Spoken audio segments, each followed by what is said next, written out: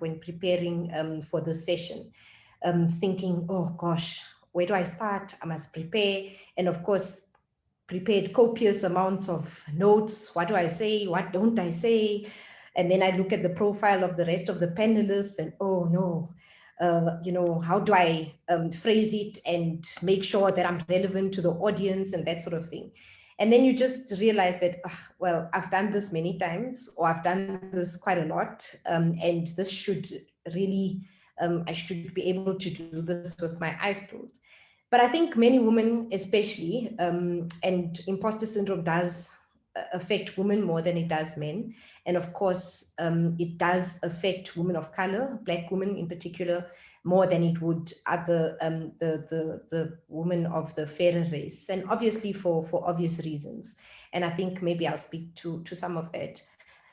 So I could have easily just spoken about all the psychological aspects. What is imposter syndrome? What happens when you feel it? What happens? What do the writers and those that have studied it, what do they say? What you should do? How should you do it? But I'll maybe just share some of the key words that are associated with imposter syndrome. So Shireen would have spoken to some of them, and they're about feeling like you're a failure, feeling that you are inept, out of your depth, that you don't deserve to be in a particular space, incompetent. You feel like a fraud. You feel, and when you feel like a fraud, you often also get a sense that people are going to realize that you are a fraud. And then what happens then? And of course, then that also then plays itself out in other aspects of our lives. And of course, I look at imposter syndrome from a psychological point of view, and then deal with it and how we deal with it. But I mean, I've also had my own fair share of those experiences. So just maybe broadly, I think those words are important to understand, because they're easy for us to relate to. You feel like a fraud, you feel like you're not good enough, what more must you do? What more should you be doing? You don't deserve to be in a particular place. And I think that for us, especially as women in the 21st century, post apartheid, in a democratic country in South Africa, but even just in a more increasingly democratizing world, women are placed in very key strategic positions. But we are often, and Shireen spoke about just the system, but we are often not given a lot of opportunity to fail. And that then feeds into the fact that you suffer from imposter syndrome. So men can do all sorts of wrong things. I mean, I spend quite a lot of time watching, thanks to COVID, watching a lot of Netflix documentaries, and see the stories of a lot of men in particular that have failed and magnanimously failed. And however, society is very kind towards them. But in a woman put in a position of authority, put in a position of responsibility, society tends not to be very forgiving to failure. And that then obviously feeds into whether and feeds into this imposter syndrome. And you then have aspects of over preparing, of studying, of having degree upon degree, just so that you're continuously proving yourself, so that you're continuously working harder than anybody else in the room. Often also, unfortunately, the system and the structure of our spaces, whether it's economic spaces, political spaces, are such that women are in the minority when it goes to higher ranking spaces. So women are fewer CEOs, fewer in higher positions in politics, fewer in higher positions in the boardrooms. And often when you sit in those spaces, you are then with lots of men. And we never ask the question about whether men deserve to be there or not, how they got there, but women are always asked. And we also internalize and feel that we've got to prove why we are there and why it is that we came. So again, we prepare, over prepare. And when you over prepare, you feed into exhaustion. And of course, exhaustion leads to less productivity. Less productivity, exhaustion also leads to other psychological negative behavior. You become anxious, so you can suffer from anxiety. Anxiety can also you can also have suffer from depression as a result of it. But all of these are really, have a snowball effect on each other if we don't necessarily manage it. So maybe I'd like to share some aspects of what we can do to be able to deal with imposter syndrome. And I think the first thing is that you've got to identify when you are feeling such a feeling, and how do you deal with it? What do you do in terms of managing that process going forward, and how do you avoid it in future? Importantly, I think just like any mental health condition, and like I said, I see imposter syndrome from a psychological point of view, but like any mental health situation or condition, it is important, and the first step to addressing it and dealing with it is to know that you're not alone. There's so many like you. And just to break the silence, just to speak about, and exactly what we're doing tonight is just to say that, yes, I am considered a senior politician, for an example, in South Africa and in Gauteng. But definitely there are women who I serve with, women who have served before me, who have felt the exact same way. So we're not alone. So feeling and saying that, yes, I actually do feel like a fraud, is part of, and like any psychological condition or any psychological experience that you are going through, the part of the process to addressing it is to always own up to it and acknowledge what it is that you're feeling, what it is that you're going through, and what those feelings actually do to your productivity or your behavior, or even just your interaction with human beings as a whole. Importantly is that you must separate feelings from fact. So even if it means writing it down, even if it means bouncing it off somebody else. And to feel inadequate, to feel stupid at times is actually very, very natural. To make a really silly mistake and you say, oh gosh, I really feel stupid. That's fine. And that's easier to deal with. And it happens to everyone. I don't think there's a human being that has never felt and experienced that in a moment, saying, oh, today I did this and I really feel stupid. Like, I can't even believe that I've done that. But separate the feelings from the fact. Are you stupid? No, you're not. Do you feel stupid? Yes, because of a mistake or because of some little thing that happened. And acknowledge that feeling and let it pass and let it go.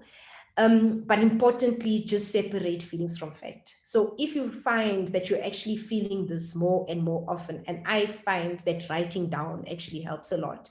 Say, I don't have experience. I don't have enough experience. And then write down how many years of experience you have. And you'll be able to see that, oh, actually, I've got 20 years of experience doing what I'm doing. That's no mean feat, Are you qualified? Are you not? And what have you done to work to where you are currently? And you'll actually be able to then separate feelings from fact.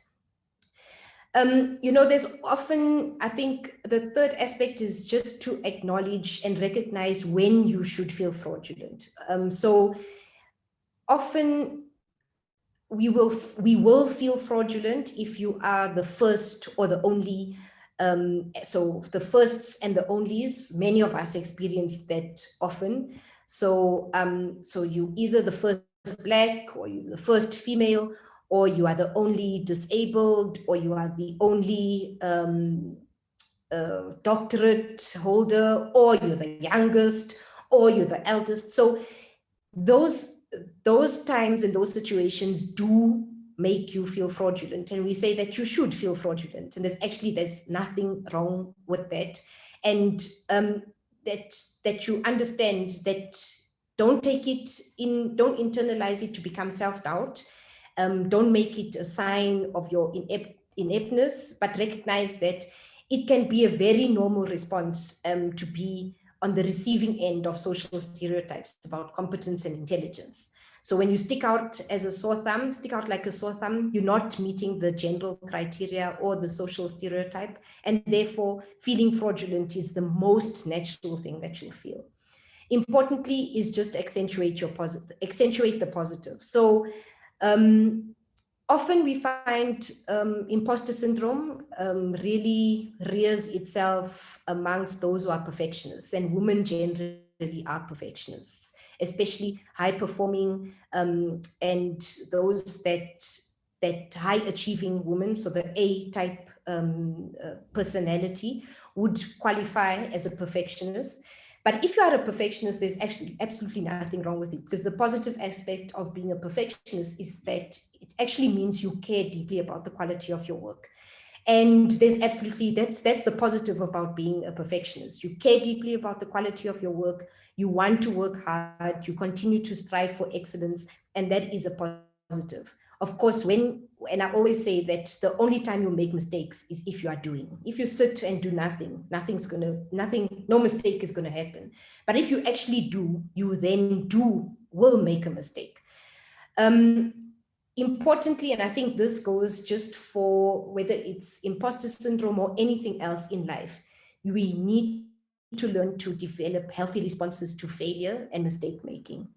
So not long ago, I actually told somebody who's a very high achiever, it just seems from the outside looking in that this person has never failed, everything goes right in their lives, there's nothing this person can do wrong, which of course is not true. I don't live this person's life every day. But something really, really big negatively happened to this person. And I even said to this person, it is important to feel the way you're feeling, because you've learned over such a long period of time how to deal with success, how to accept success, how to accept recognition and achievement. It is important to learn and recognize failure and recognize what it does to you, and now teach yourself new methods of how to deal with failure and making mistakes. I think that's very important. I think for me is to visualize success. For those who have read the book The Secret or any of those types of books, will understand the importance of visualization. And I don't know if, Shireen, you use this technique in your coaching, but if you visualize something, it becomes more real, doable, tangible. You can touch it, feel it, see it, taste it. It no longer becomes, is no longer is abstract.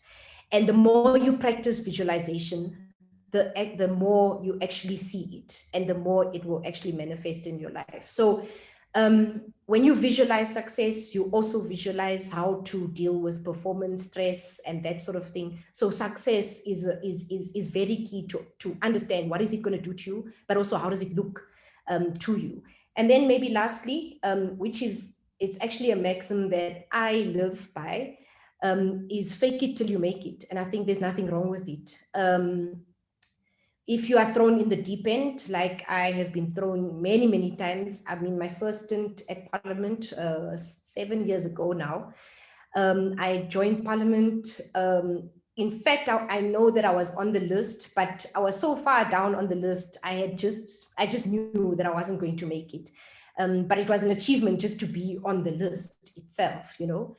I was called up to join Parliament, super excited. I go to Parliament, and then they put me in the Portfolio Committee of Finance and Appropriation. I cried for 2 days thinking, what am I going to do? Like, I don't know anything about finance. I cried for 2 days thinking people have set me up. They want me to fail. They are doing this on purpose. This is deliberate. And I actually, for the first year in the portfolio committee, I said absolutely nothing. I didn't speak because I didn't know what to say. But what I did do was read a lot, of course, study a lot, absorb whatever it was. In the second year, of course, I gained more confidence. And then I think that was the year that I probably did fake it till I made it. And by the third, fourth, fifth year, I think I'm now more conversed about public finance and laws around public finance. And it's actually something that I really enjoy. And I enjoy it to a point that I don't even think about it. But faking it till you make it, and I think women can actually do that very, very, very well, even subconsciously, will actually build your courage, will actually build your confidence. And when you can see that, oh, actually I can do this, is when you then also, that confidence and your courage does build. Um, I think maybe just to speak about where I am currently, I mean, I lead a very big department in terms of its mandate.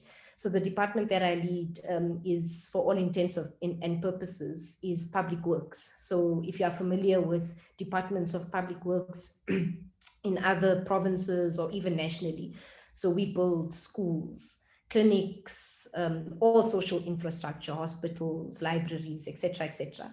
So the construction industry, number one, is male dominated. And fortunately, I do have experience in working in the construction industry, so it was not unfamiliar. It's male dominated, lots of professionals, lots of technical capacity, all maths and science students ended up doing some built environment profession. But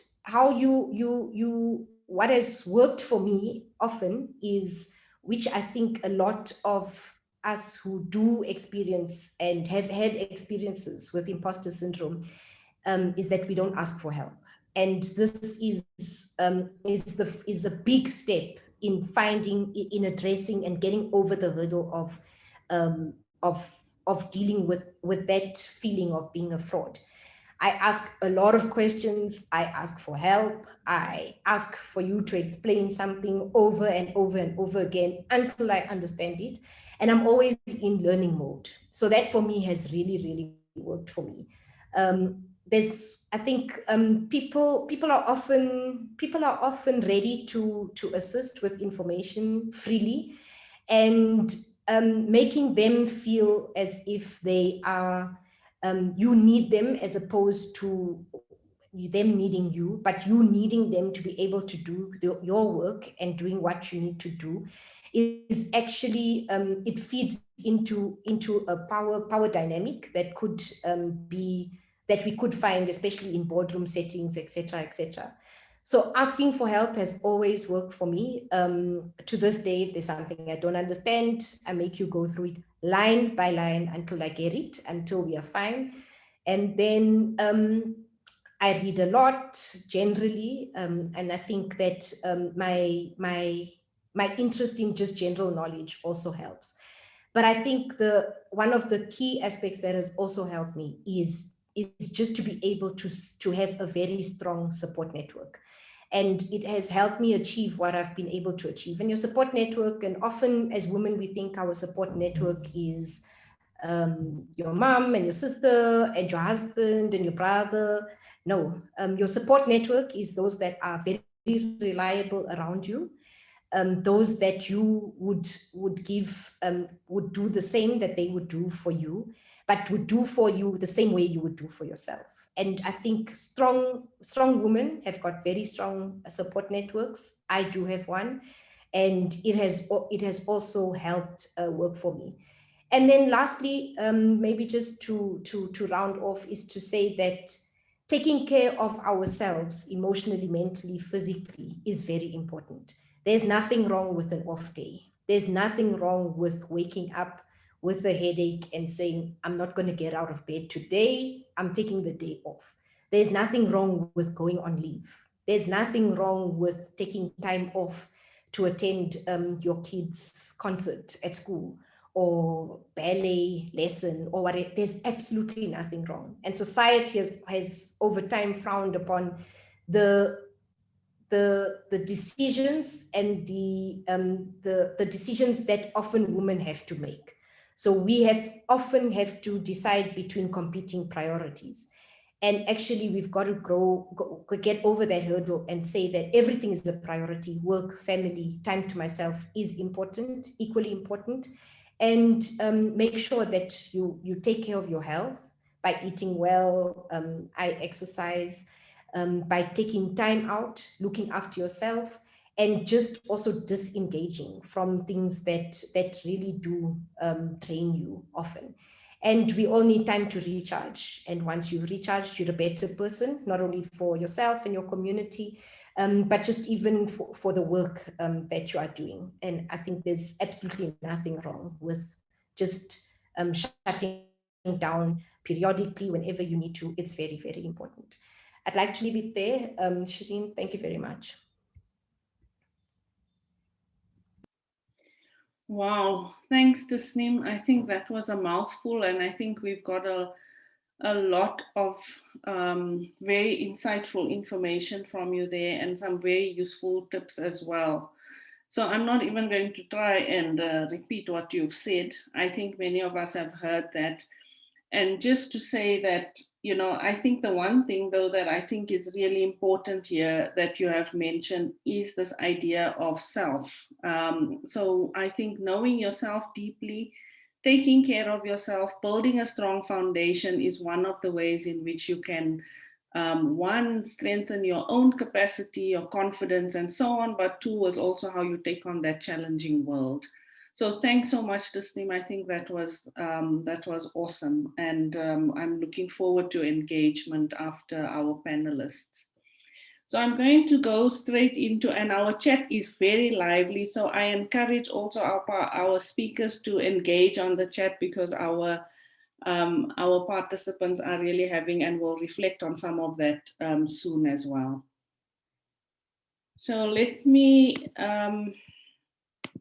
introduce our next speaker.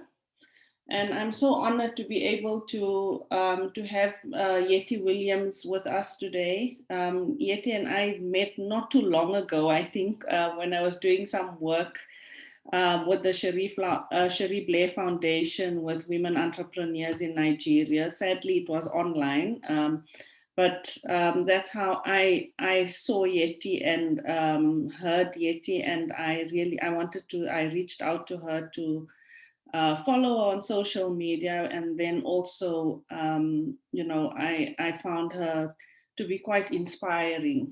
So Yeti Williams holds a Bachelor of Science degree in Economics and Mathematics from the University of Pittsburgh and an MBA Strategy and Finance from the Yale School of Management in the US. She has an executive degree in digital media marketing from the University of Cambridge. She is a social entrepreneur and has over 20 years working experience, which spans financial services and real estate consulting. She started her career in Bloomberg Financial Markets and has also worked at, Wells Fargo, Shell, Persiana's, Lafarge, and Union Bank. She is the founder of Lagos Mums, the first Nigerian blog dedicated to mums, parents, and caregivers. She believes that parenting should be a mindful and collaborative process. Lagos Mom's mission is to be a family life and parenting resource for moms, parents, and caregivers. As she says, it takes an e-village to raise a child in the 21st century. As the lead consultant at Slay with Digital, she consults on digital transformation and digital media marketing, strategic planning for business owners and companies. And some of her clients include P&G, Kimberly Clark, Navia, AXA, Mansard, and several SMMEs and schools. Yeti is also a certified life coach and a neuro-linguistic programming practitioner. And she serves on the boards of the Bethesda Child Support Agency and Afrotech Girls. Uh, Lagos Moms has grown organically with its website and it's active on social media across Facebook, Twitter, and Instagram with over 100,000 followers. Lagos Moms won in the social media, online media category in the Exquisite Lady of the Year 2015 award and was a nominee in the Digital Media Entrepreneur category. It was also selected as an organization to implement the Google Online Safety Roadshow workshops in the community and schools in 2019. And they did this reaching over 1,000 participants. In 2021, Lagos Moms was selected as one of the winners in the Africa Online Safety Fund set up by Google. Yeti is married to Efolabi Williams, a very supportive Lagos dad, and they are blessed with two children who have inspired her to start a compilation of funny things children say. Over to you, Yeti, and a very, very warm welcome. Good evening. Thank you so much, Shireen, for inviting me to speak. It's an honor to be here, spending the evening with you ladies here from Lagos. Well, I'm tuning in from Lagos, Nigeria. And it was really good to hear Tasneem speak earlier. So, I had done a lot of what she said already, which is one of the things that we do, preparing. So I had done all this studying, getting the definition of imposter syndrome and how it affects us and all of the things that we know. And she's already covered a lot of that. So I'm not going to go into what imposter syndrome is, but in the 10 minutes or so that I have to speak, I'm going to talk about living and designing our lives for abundance. So I actually call myself an abundant living coach. And what that means for me is that we're all supposed to live our most abundant lives. Lagos Mom started for me when I became a new mom. I had a toddler and a baby, and I had a lot of questions about motherhood. Now, this was 10 years ago, so, internet and all of that was still very fresh and very new. Um, we just lost power. And, it was even before Instagram started. So you can imagine what that world was like then. And one of the things that I really struggled with was, as a new mother, I just felt I didn't have to choose.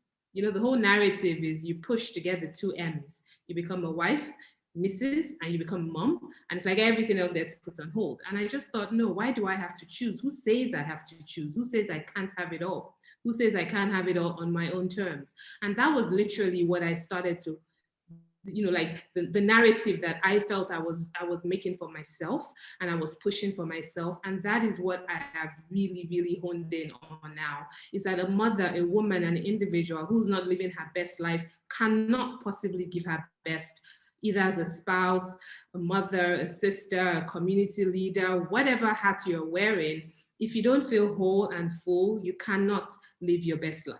So honestly, that is what I focus on a lot, which is that each and every one of us has been put here on earth to do something special and unique. And we're meant to live a life of abundance. Now, Tasneem earlier mentioned it, right? That when you visualize, you know exactly where you're headed. You can feel it, you can sense it. And I think it's really important that as women, we get comfortable visualizing what we want, whether or not we have seen it before.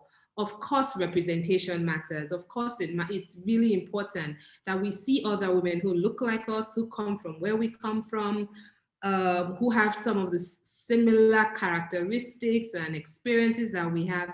All of that matters. But guess what? If there's even no one that's doing the thing that's on your heart to do, who says you can't do it? So I think the power of visualization and believing that you can do it is so important. Now, I want to step back a little bit here and talk about my birth order. So I'm actually a middle child. I have an older brother and I have a younger sister. And growing up, I was so compared to the two of them that I made an executive decision as a child that I wouldn't have more than 2 children, because I felt that the middle child suffered too much. I was compared one way or the other. So growing up, it was seen as, oh, I'm never good enough. I'm not like my very smart older brother, and I'm not like my cute, cuddly, teddy bear looking younger sister. I was kind of just there. But in hindsight now, as an older person, as an individual, as an adult that looks back, I realized that that in itself was a strength, because one of the things that I learned then was I had to use my voice. I literally had to create my own relevance, if you will. And that's one of the things that really has propelled me into what I'm doing today to a large extent. So there's a lot of stories along the way.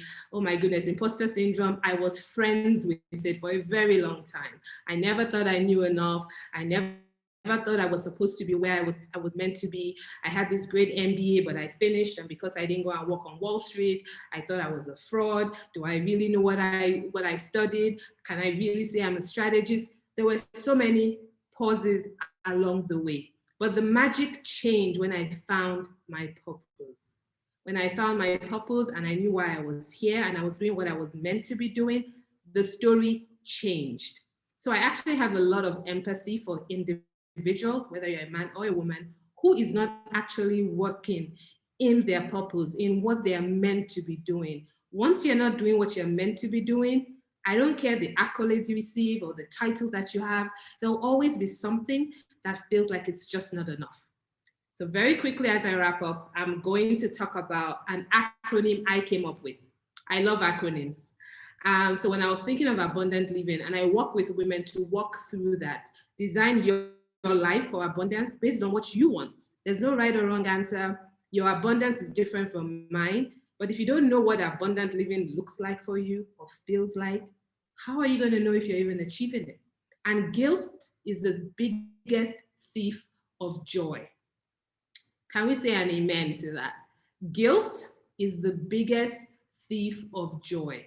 And I see it in all shapes and sizes. The woman who's working hard and has a great job and can buy all the Hermes bags or whatever success is for her, feels like she's missing now because she can't be at every play in school. You have the woman who's decided to be a stay-at-home mom so she can go to every single play her children are putting on in school. And guess what? She's feeling guilty because she's like, so is that all? Am I just a mom? So do you see what I mean? It's the same, two different women living what should be their best lives, but because they're comparing themselves and putting their ladder against somebody else's wall, they don't feel great. So abundant living, I'm going to go through my acronym quickly and then we'll have time, I guess, so we can move on and have Q&A. Your attitude matters. It all starts with your attitude. That's what A stands for me in abundant. If you don't have the right attitude, you don't believe you can achieve it, you don't think you can have it all, you think you have to choose between career and family and happiness and all of those things. If you feel you have to choose, you're going to stay in that place. So first of all, your attitude matters. That says you can't have it all. Secondly, we need to realize that we're blessed. We're meant to be blessed to be a blessing.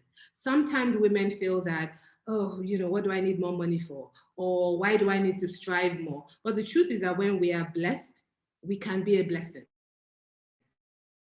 And being a blessing is to everybody in our lives. No matter what role you're holding, you're meant to be a blessing so you can bless others. And I think because we're natural nurturers, it's very easy to connect with that. I am supposed to be blessed and I am blessed so I can be a blessing. Then we need to have an unshakable faith in ourselves. Honestly, when you're talking abundance, you got to have an unshakable faith in yourself that you can achieve whatever you set your mind to. Depending on what your faith is, some people will say, the universe conspires to respond to you. That's why, for example, when you want to buy a red car, what happens? You start to see a red car at every corner. And you're thinking, really? I didn't know there were so many red cars on the street already. So honestly, what you start to focus on starts to magnify. So have an unshakable faith that you can achieve what you want to achieve. The N is for network. Your network is gold. A book that changed my life many years ago, and I advise everybody to read if you haven't read it, and it's a book to reread, is Think and Grow Rich by Napoleon Hill, because the truth is that your network is so powerful. If your network is one that drags you down, doubts you, makes you doubt yourself, doesn't make you feel great, you're not going to go very far. So I think it's really important as women to get comfortable with winning. Let's win our circle. There's sometimes you just need to let some people go. All right, it's okay. We got to be comfortable with that. So our network is really important. And then the D is for discipline. Listen, we cannot wish. Wish and hoping is not a strategy. So we can't just wish and hope and, hope that everything will just kind of happen to us. We need to be willing to do the work. So that's what the D stands for. We need to just be willing to do the work and put in the work. And this is where we need to get comfortable that if you have all those accolades and degrees and experience, don't be shy owning it. Tap yourself on the back and be like, you know what? Yes, that is my profile she just read. Don't do the thing some women do. They read your profile and you come on and say, oh my goodness, I didn't believe that was my profile she was reading. Honey, it's your profile. Accept it, okay? Then the A is for anointed. Can we just agree that we are all anointed to be here for such a time as this? So whatever it is that you have on your heart, that you've been blessed with, we all came to the world with gifts and talents. Own it. You've been anointed for that particular thing that you are meant to do. I don't compete. I don't have competition because nobody can be Yeti. Nobody can be who I am. Okay, the next one is N for no. No is a complete sentence. Drop mic. That's it. No is a complete sentence. You don't have to explain. You don't have to make excuses. You don't have to say, but, No is a complete sentence. And it's all right. And under this category is where you then have self-care and all of those things. But when you're comfortable saying no, and you know why you're saying yes, it's so freeing. Honestly, it is absolutely one of the best things you can do. And on what? T. T stands for time is money. Time is the one resource we can never get back, but not from a perspective of feeling like you're not good enough and you're always trying to catch up, but the fact that you need to be intentional. My time, every time I say yes to something, I'm saying no to something else. And for me, it is important that myself, all of us, when it comes to beating imposter syndrome, we need to own our yeses so that our no's are not made for us. Hmm. As my daughter will say, that is a quote right there, right? There is, there's something about owning your time and being intentional that when you commit to something, when you say yes, it's because you want to, not because culture says you should, not because you feel you need to show that you're the smartest in the room. I don't care if you don't think I'm the smartest in the room. That's your opinion, not mine. So that was what I wanted to share with you really quick. And I think I did it within my time slot. Thanks, Shireen. Wow, wow, wow. Thanks so much, Yeti. I think that was amazing. And again, I think, all of us, and I can see from the chat as well, we are all so pleased with what you have been saying. And I think, this no is a full sentence is so important. And as a coach myself, I often tell my clients that, unless you take ownership of your life and you create boundaries for your life, you can't blame others for stepping over the line. So thanks so much, and again for that reminder. It was amazing. I hate it. This is when I hate online webinars, because you just can't share that energy that you gave us now. But so thank you very much for that. Let me quickly go on to our next panelist, because I'd love for us to have some conversation. The chat is absolutely vibrant, and I want to hear some of the voices as well.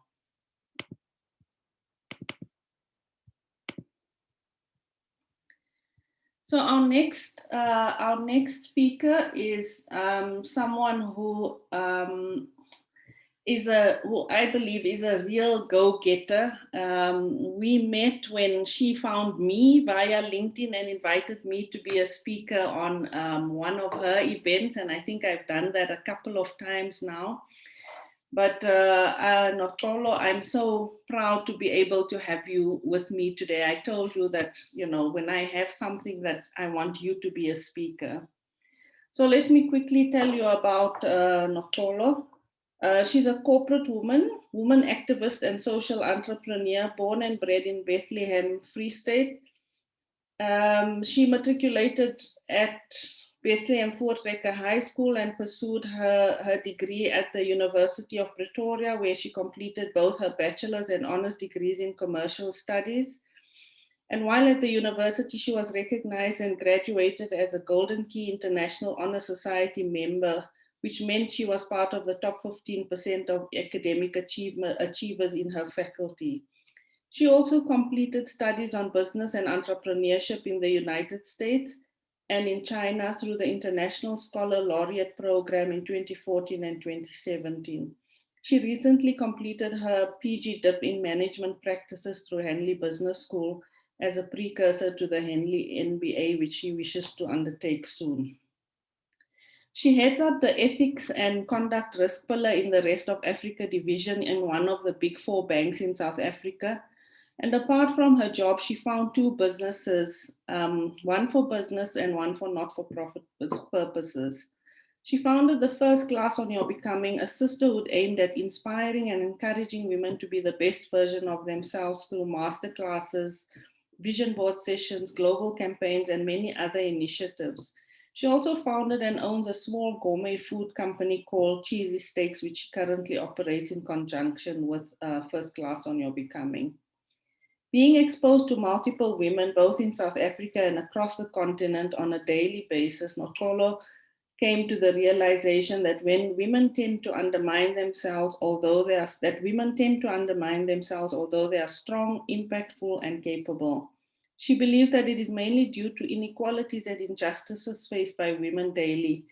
And she wants to be an active change agent that contributes to changing this narrative. She wants women to know and understand their rights and identify opportunities and realize the importance of collaboration. If women can stand together, the change they can make in their communities and spaces will be in abundance. This is why she established first class on your becoming. With that said, I also want to say, and I don't know why you don't tell us this on your profile, that Notolo also runs an interesting Tuesday topic. I hope she's going to tell us a little bit about that, because I think that is so awesome and so courageous. And it's so much, I think it's what many of us need, actually. So I hope you're going to say something about that, but over to you and welcome. Thank you so much, Shireen. I'll definitely touch on the Tuesday activities. They're so spicy. I think this will be the first time I'm actually talking about it in public, but yeah, we'll get there. Thank you so much for the opportunity. I feel very honored to be amongst, the caliber of women that are on the call today. And I think before I get into my topic or my conversation today, I want everybody on the call, or I would like everybody on the call to unmute and say these 3 words with me. I am worthy. I am worthy. I am worthy. I'm worthy. Again, with passion and as if you mean it. I am worthy. I am worthy. Worthy. I am worthy. Yes. So the reason why I wanted to start my conversation with this is because I think with imposter syndrome, we tend to forget this. You find yourself in a situation or in an environment where you are so overwhelmed and you forget this really important fact that you are worthy. And I think the 2 speakers that already spoke touched a lot on getting out of that zone that you're not good enough.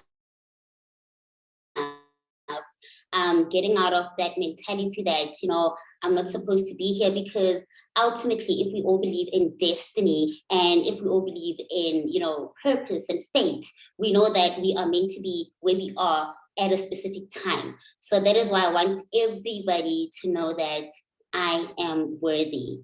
I think just to take it back to my childhood, when I was about 5, 6 years old, I was enrolled into modeling school. And mind you, I'm from Bushokong, Bethlehem, so the township of Bethlehem. And for those that don't know, Bethlehem is a very small town, very Afrikaans dominated. And I was coming from the township, and I was in a good preschool and all of that. And my mother decided to enroll me in modeling school. I was at a point in my life, and mind you, at this point, I didn't know that this was imposter syndrome. Looking back at it now, I'm realizing that this was it. But anyway, at that time, I was the only Black girl there. And a lot of the times I remember when we would be preparing for that and preparing my bag to go to this after school modeling, I'd be so mad and so angry and so emotional because I felt like I didn't belong. I felt like I couldn't, I didn't fit in. I didn't have the same hair. My hair was even struggling to grow back then. I felt like I didn't have, the same voice as everybody around me. I didn't have the same language. I didn't have all of that, and it made me really mad and insecure. And I would always be so insecure about it, if that is the word that I can use now, obviously retrospectively. And I remember my then model school teacher, a very lovely woman that I kept in touch with, over the years. She said to me, you don't have to feel out. You don't have to feel like you don't belong. You belong here because you've been chosen to be here, And that gave me a lot of confidence. I ended up, participating at national levels where there would be people from all over South Africa. And obviously there I would see people that looked like me, people that spoke like me. And that was really encouraging. And I think looking back at that particular journey, I know that I was meant to be there. I didn't need to feel out because ultimately it worked out for me. Well, it didn't work out for that long because obviously I grew up, gained weight, and you know, the works. But fast forward to high school, I chose German as an elective, as an 8th subject. And towards the end of the year, we were coming to choose the people that would go to Germany. And I remember, you know, thinking to myself that I don't have the funds to go. I don't think I'm good enough, you know, but let me give it a try. And I remember having this conversation with my German teacher there, and she's like, no, I think your grades are good. Your German is good. If you go there, you'll be able to, you know, adapt. And my mom was a teacher. My dad was a teacher, but they were divorced. So I definitely didn't have the funds. So I could have easily just sat back and said, you know, I'm not going to do this. But what we did was literally go out there into the community, share my story, share that I'm doing this. And I ended up going to Germany for 3 months. Everything was paid for by my community, my mom's friends, you know, we had a little donation. And what that taught me is, and I think somebody alluded to it earlier, that you don't have to do things by yourself. You don't have to get to where you want to be alone. And you don't have to have it all figured out, but you can get help along the way. So I spent 3 months in Germany. Again, imposter syndrome hit. I was in a small town called Brake. There was only one Black family then. This was 2010. So I was literally one of the only 2 Black people in school. And luckily, everybody was really nice. Everybody was really curious, you know, about Africa and the animals. I didn't necessarily feel out per se, but I think I didn't quite adapt to the cultures. There was a very big culture shift to a point where my insecurities and my anxiety and my depression let me leave the program earlier than anticipated. And again, looking back at it now, I see that it was really, you know, me thinking that I didn't deserve to be there.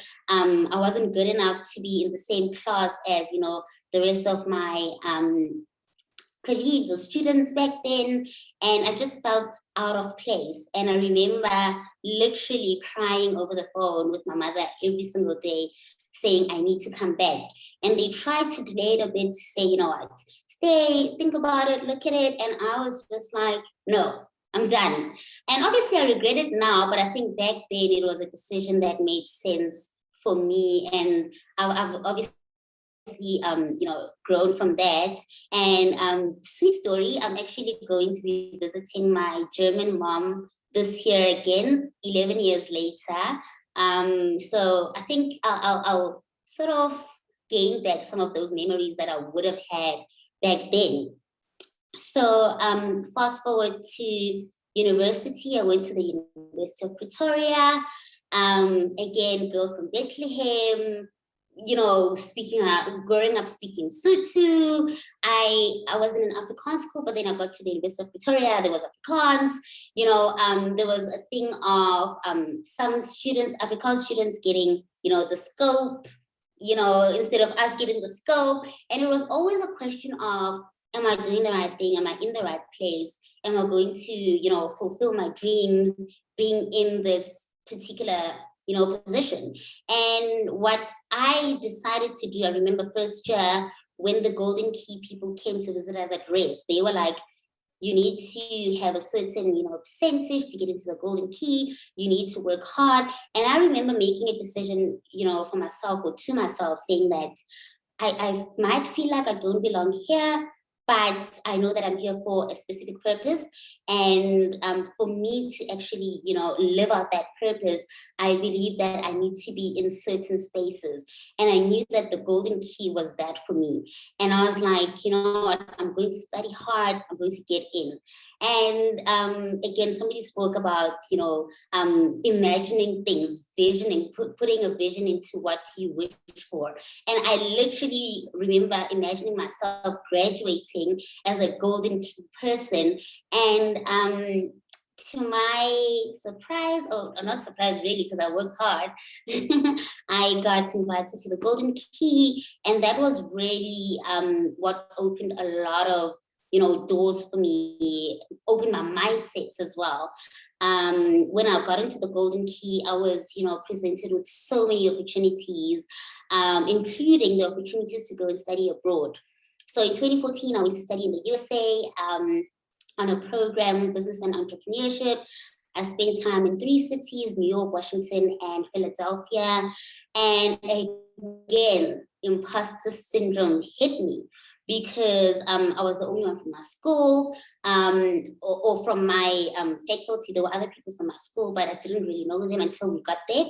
But I was constantly thinking to myself, why am I here? We have students from all over the world, from great university, from all over the world. Do I really, belong here?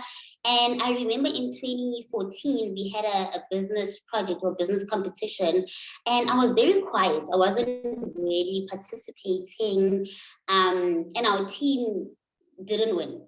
I'm not blaming myself, but I think I could have done more, So that was 2014. And I remember in 2014 saying to myself, I want to start a business. I want to get back to SA, and I want to start something that is going to empower people that are like me, people that have grown up from, humble beginnings, or, people that have big dreams. And 2014 went by. I didn't start that because obviously I felt like, who am I? 2015, 2016, nothing. And then 2017, I got the opportunity again to go study in China. And this time my mindset had already changed. So the business team that I was in, I was participating, I was, doing my thing, and we won. I'm not saying it was me, but I feel like because I brought my A game, I was not as, insecure as I was before. I had learned from that. I felt like I had grown from the experience of feeling like I don't belong, and I felt like this was my opportunity. I'm going to own this. And when I came back from that trip, it was July, I said to myself, you know what, I've had these dreams of starting a business, of empowering people, and August was coming, which was obviously Women's Month. And I said to myself, my dream really, as growing up, I've always wanted to empower women. I grew up with a single mom, with single aunts, people around me, who were just striving and doing their best to raise their children. And I said to myself, I want to empower the women around me, both young, old, from all walks of life.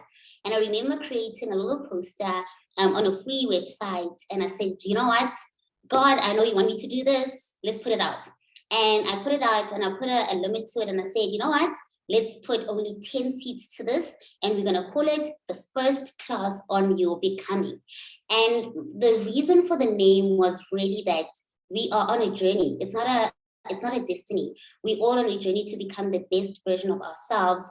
And obviously to get there, we all need to hold each other's hands. And even when you look at the slogan of the first class on your becoming, it's really a sisterhood becoming together. So I put it out there, I put the limit, 10 seats, and within an hour, it was already filled. And it was mostly my friends and my husband's friends that had seen the posters and whatever. But it was people I knew, and I was like, this is a start. As we grow, it will grow. I'm going to fast forward now because of time.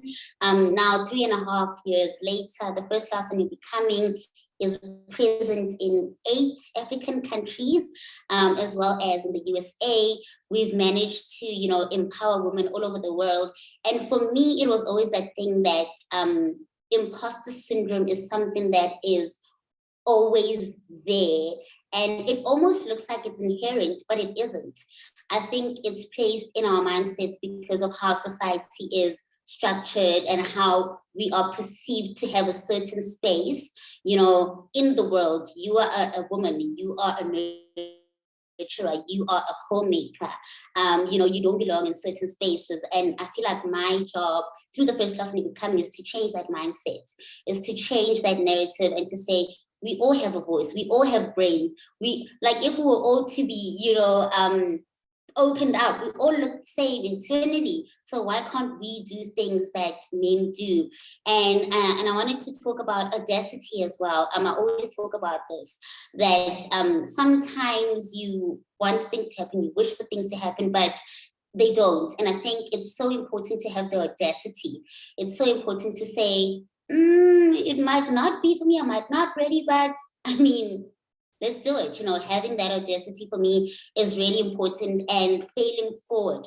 I think Tasneem mentioned earlier that it's okay to, you know, learn in the process. It's okay to allow your intuition to lead you. Sometimes you're not ready. Sometimes you feel like this is not the right job for me. But I think letting your intuition lead you always helps. And failing forward is a thing. We don't all know everything. Even the men that are in these industries that we're in, I'm in banking, by the way, which is very male dominated still. You know, we find ourselves in these positions, and we don't necessarily have to feel like we don't belong, because maybe we don't know a certain part of whatever we're talking about. I think it's always important to fail forward, learn in the process, you know, grow as you are doing what you want to do. And then finally, just to wrap up, I think maybe just to touch a bit on my corporate world as well. You know, at 25, 2 years ago, I found myself sitting in a committee which is chaired by our company CEO. I found myself sitting in that position with all the segment CEOs, all the executives. And before I got that, like Tasneem, I got the memo that you're going to go to this thing, you're going to go present. And I was like, oh, no, I'm not doing that. I'm not ready. I've just taken up this position. I'm not a subject matter expert. I can't do it. And I said to my manager, let's make a deal. Let's go together. And unfortunately, on the day that my manager was supposed to come with me, she fell ill that morning.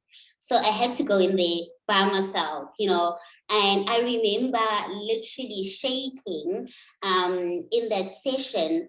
And after the session, I remember a lot of the women in the session or in the boardroom coming up to me saying, you did so well, you spoke so well. And for me, that was, you know, reassurance that, you know what, I wasn't ready. I didn't think that I fit in, but I still did the best that I could, and I did well. 2.5 years later, I'm still sitting in that same committee, still presenting, to a point where sometimes, you know, I get asked certain questions as a subject matter expert. And I think the lesson from that is sometimes you're not ready, but it's okay to go in and give it your best shot. So once again, to wrap up, I want everybody to know that, you know what, you're worthy. Sometimes you don't feel ready, you don't feel like you belong there, or you don't need to be in that space, but ultimately it's important to know that you are worthy, you're at the right place at the right time. They wouldn't call you, or they wouldn't assign you the role if you were not ready. And I'll leave it there. Thank you so much. I hope oh, sorry, Shireen, you asked me to talk about my Tuesday spicy special. Yes, and So, tell us, I mean, I'm doing this even in a question format. So tell us how you felt about starting that, and how and what the response has been, and how you feel about it. okay, clearly I feel a bit shy about it. But so when lockdown hit last year, I was like, everybody's going to be at home, some with their husbands, some with their partners, some with their boyfriends, girlfriends, whatever the case may be, some alone.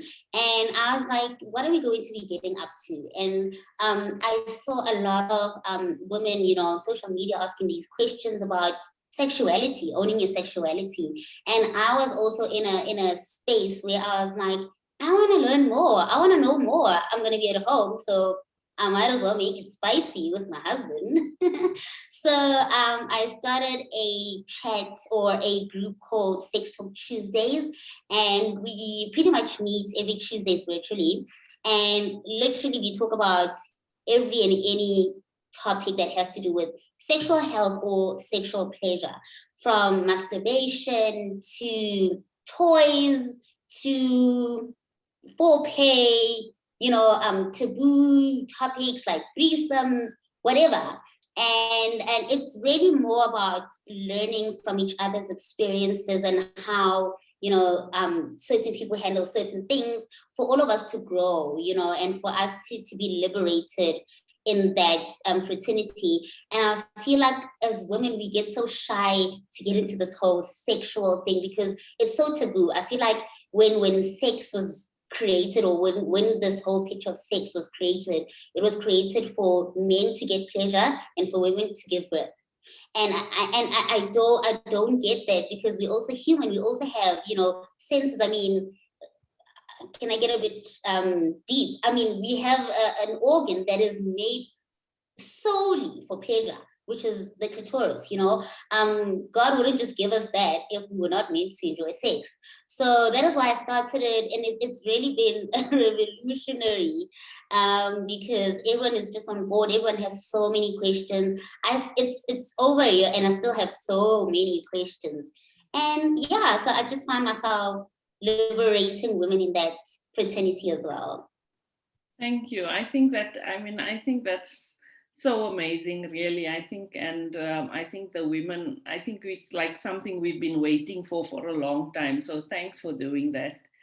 So without much further ado, let me open the floor to questions. If you have a question, you can please raise your hand, indicate in the chat, or unmute yourself. I'm happy to share your questions with our speakers.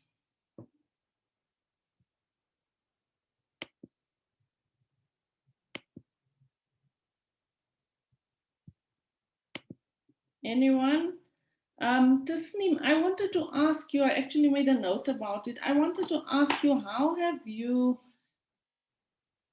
do you survive in what I perceive as a very hostile, male-dominated political environment? And that's, I mean, in a political party context, but also in a work context. I'm interested, and as a young woman, I'm interested to understand how you cope and how you navigate that space. So thanks, Shireen. It's not something that I think of. So I'm not conscious of it and say this is how I'm going to manage it. This is what I'm going to do and not do. What I do definitely do consciously is, one, I don't bring work home. So my safe spaces remain my safe space. So I can fight and scream and shout and be backstabbed or whatever, because that does happen. And I mean, I've experienced it in all the many years that I've been in politics. But it happens outside and I never bring it home. So I don't dilute my safe space. That for me is very important. When I leave the next day, I almost become a different person, because it needs a different person and a different personality to be able to deal with that different world. I purposefully I've learned over time to say no. So it is a space that you can be very abused in. And especially, I think, if you are hardworking and you are always available and you are always the go-to sort of person. So what I've taught myself, and I mean, Yeti does say it, that no is a sentence. So I've just taught myself to say no and say that this on Saturday, I'm not going to work, and you don't have to know why. So I'm able just to create a lot of boundaries between and boundaries are very important, even in interpersonal relationships. And because the space can be quite toxic at times, it does tend to enter into your interpersonal space. So boundaries are very important. I have less exhaustion now. I can cope more and cope better. And of course, you learn that over time. And it's a very vicious space, but I think that it's unlike any other. So the corporate space is equally vicious. The social entrepreneurship space is very vicious. There's no nice sort of environment in the world. Everything is dog eat dog world. And so I think over time, I've also accepted and realized that if I run away from where I am and where I've chosen to be, I will find it in the corporate space. So having to learn coping mechanisms, having to learn to deal with it. I'm definitely better at coping and dealing with it now than I was probably at 20 when I started. The same things that made me cry back then, they just don't faze me anymore. But you learn coping skills, and for me, boundaries are very, very important. And like Yeti said, say no. It's the easiest and quickest way to take back your strength. Okay, thanks so much for that. Joan, you have a question, please go ahead. Yes, so thank you to all of the wonderful ladies, and thank you, Shireen, for assembling such powerful women. It's wonderful to know that we're not alone. We truly are not alone. And my question is for Tasneem. So you mentioned earlier, you made a statement about men are forgiven more easily for the mistakes than women. My question is, I mean, that is a fact. It's very true. And my question is then, as women, what role can we play to shift that behavior? And I know it can't be answered right now here, but I feel that there's something that we could be doing, whether it's at home with our own children. I've got 3 boys. So I feel there's a role that I might have to play there in terms of that perception that it's okay for men to do quite a number of things, actually. But women, we get punished quite quickly. But then also as women in power, where we are seated in boardrooms, where we have got powerful positions in the workplace, what can we be doing, if anything, to change that narrative and that perception that it's okay for men to actually keep getting away literally with murder, and that women will be punished and drawn and quartered for the tiniest mistakes that they make? How do we bring compassion into our world to make, to shift those behaviors? Sure, thanks for that. Definitely, I don't think we can answer that, but I think consistency plays a very important role. So especially when you're in a position of responsibility and authority. So in your home, you are, and you make that point. So do you have boys and girls, or just boys? I'm not sure. So I have only boys, and just about everyone else has girls. And then I have 2 boys and girls for grandchildren. Okay, so I think the consistency is very important, because you reinforce and teach learned behavior. So human beings are creatures we literally come blank, born blank, and you then teach and mold, and you are given and taught learned behavior. So consistency is very important. So if a boy child does the same thing a girl child does, treat them the same way. So if you're punishing, punishment must be consistent for the same sort of negative behavior.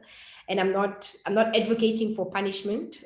So it's about the treatment, and just be consistent, so that you don't reinforce the stereotypes that boys can get away with whatever, and girls, and the only time you really stop a boy is if he hits a girl, and then everybody sort of screams and shouts, but otherwise he can get away with throwing a tantrum, or writing on a wall, if kids don't do that kind of thing. I think in the workspace and where we are in terms of where you have to sort of enforce whether it be consequences. And I think I speak definitely from experience. Women also tend to be very, very hard on other women.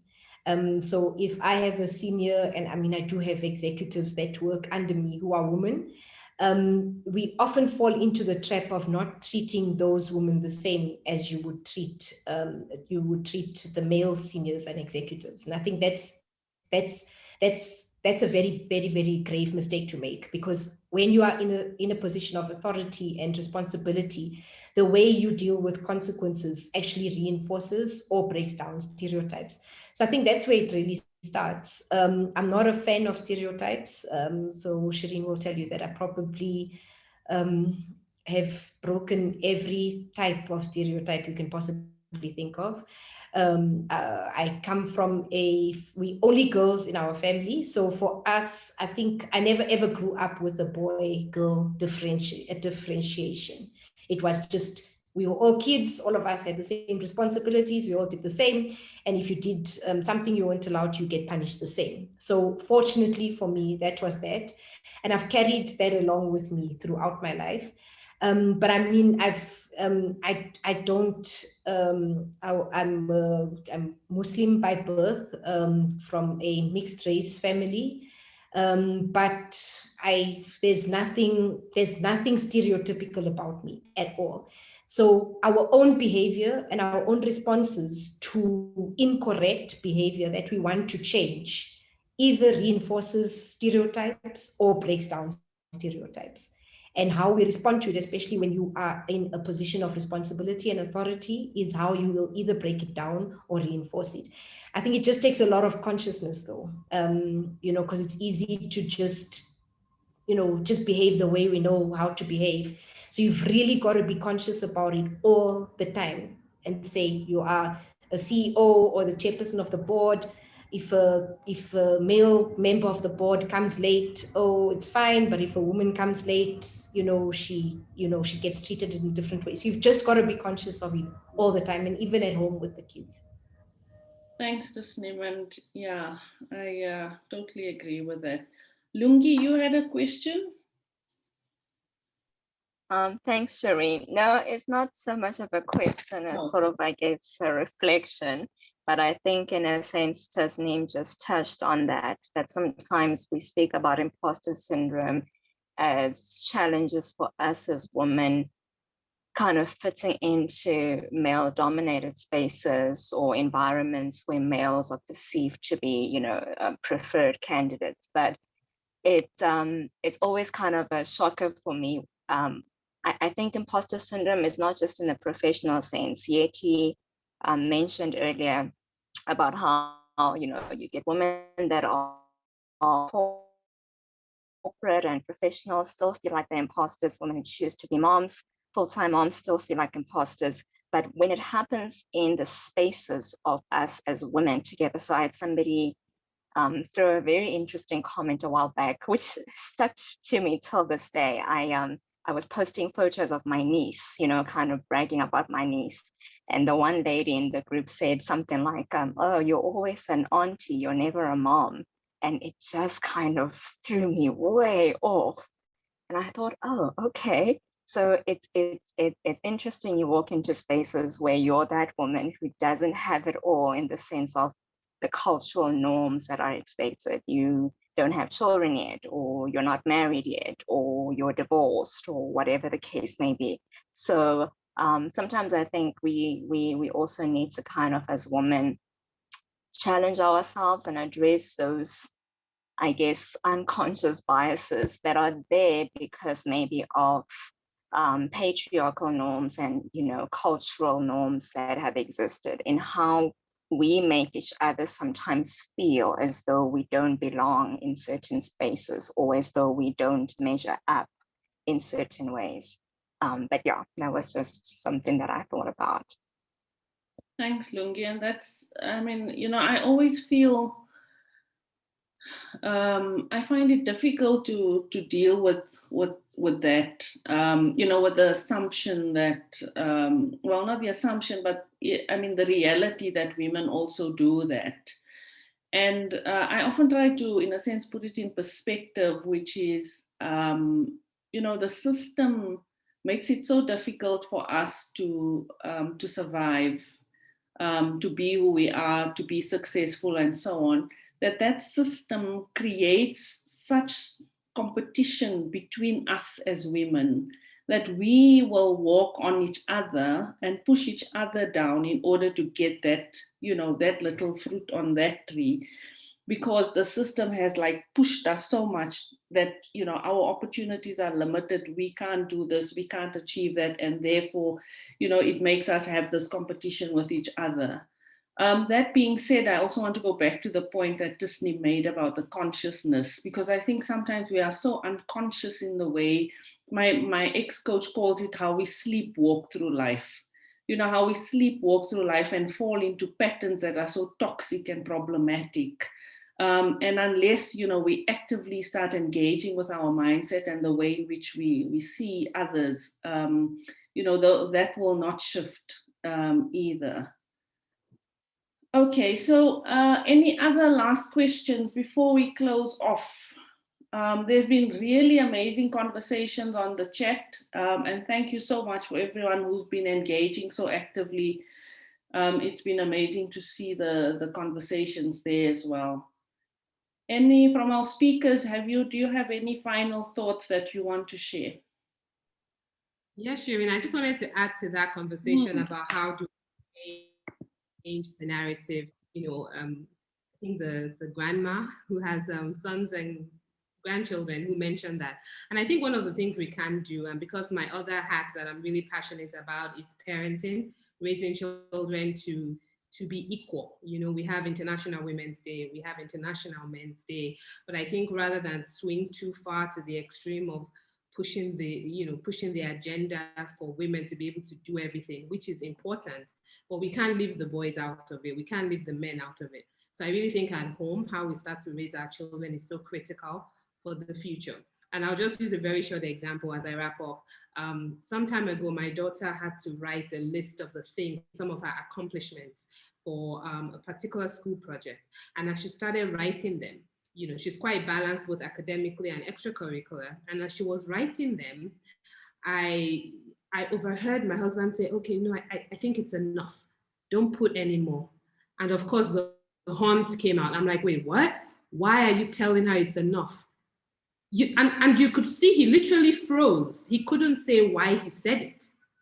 He was like, I'm like, why? They're her accomplishments, right? He said, yes. I turned to her. I said, you've done these things, right? She said, yes. I said, are you proud of them? She said, yes. I'm like, so why should you stop halfway? She's like, Mom, you know what? You're right. And even my husband was like, you know what? You're right. List everything out.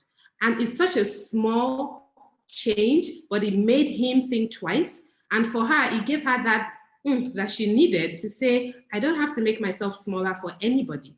So really, the more we start to check those things, the more the narrative will change and the more we'll have a bigger collection of people. It's like a network effect. There's no point in me having a GSM or a cellular phone and nobody else has a GSM phone. I can't call anybody. It's the same thing with this narrative we're changing. We need more and more people to have these conversations. And when we're doing imposter syndrome next time too, let's have some men in the room so that we start to have those conversations that challenge everybody.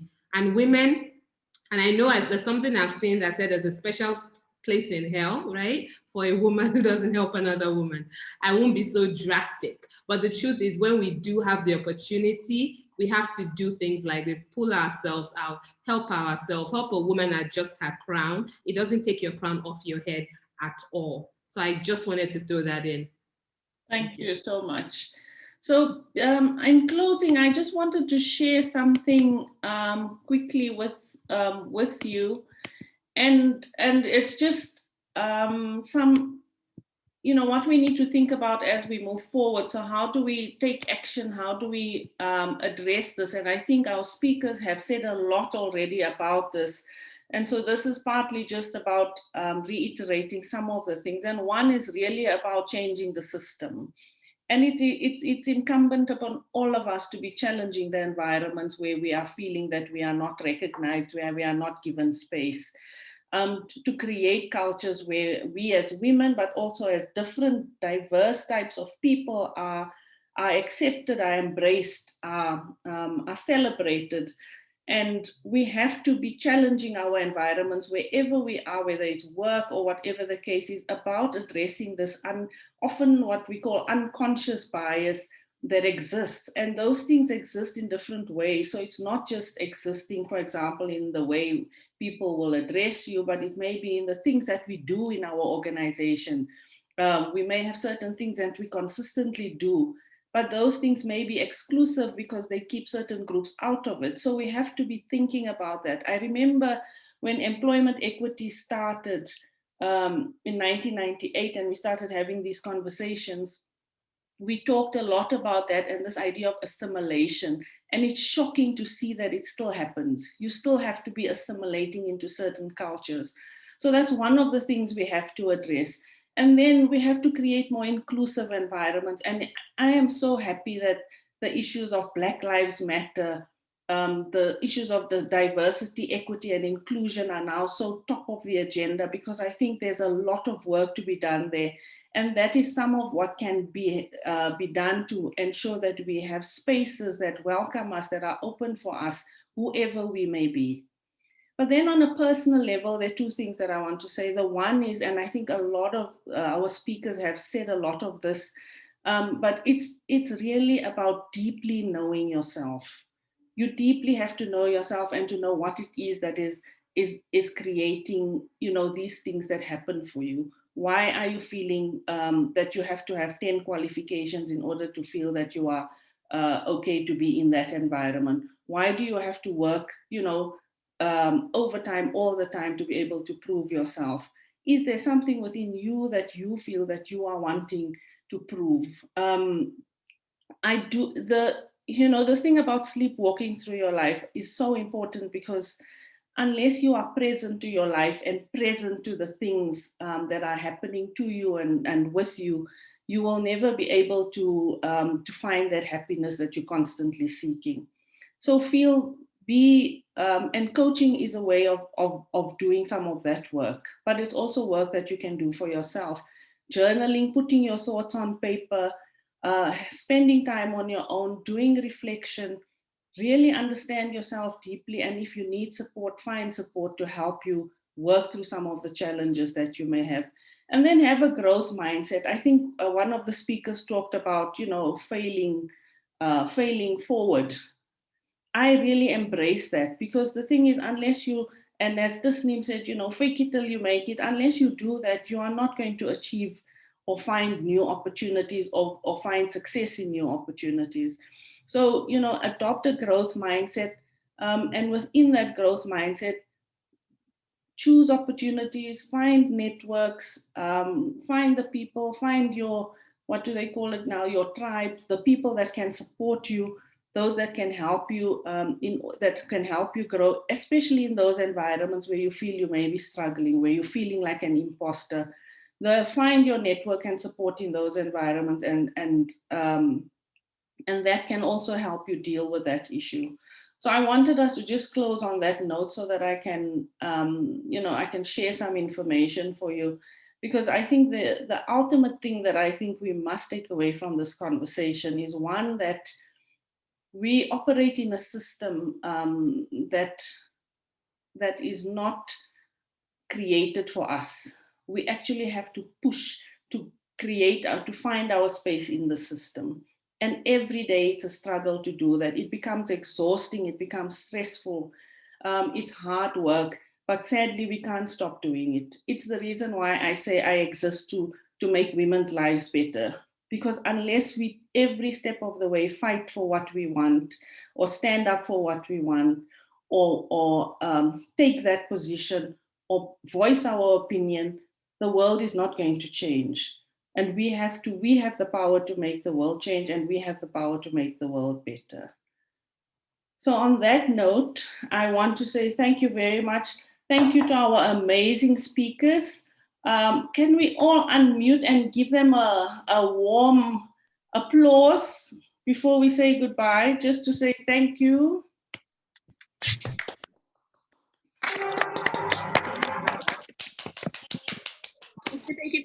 Thank you, ladies. Thank you. Thank you so much, ladies. Thank you so much. We appreciate Thank you this. so much. We have another session, and it will be on my YouTube channel. Thank you very much, and I hope to see you all soon. Thank look you. forward Thank to you so much, attending. Shireen. Bye-bye. Definitely. Good night. Thank Bye. you. Shireen, going back.